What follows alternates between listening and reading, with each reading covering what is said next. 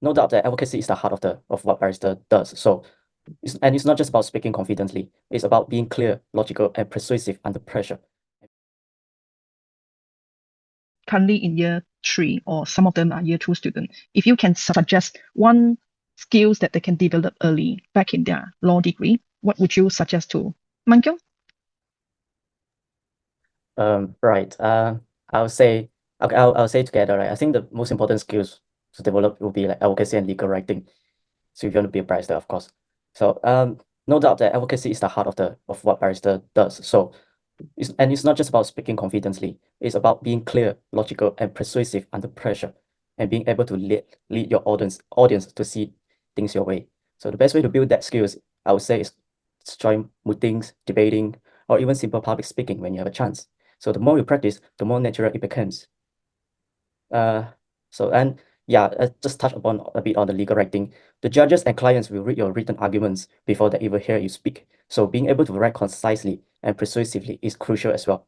It's about communicating complex ideas in a simple and structured way. So if you can master both, speaking clearly and writing effectively, I would say you already built the foundation of a good barrister. Thank you. Next, Elise.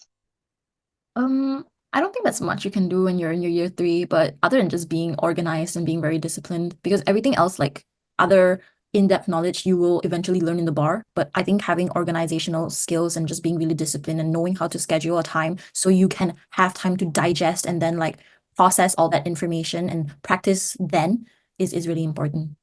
Yeah. Thank you, Elise. Self-discipline is the key. Next, Hui Yi.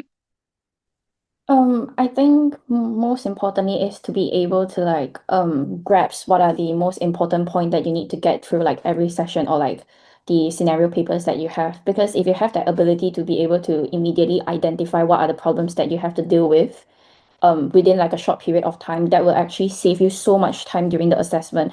Because like what I said, there will be a lot of like preparatory reading that you have to cover, and then you probably won't have enough time to cover like all the scenario questions that they have provided you that they want you to go through during the classes later.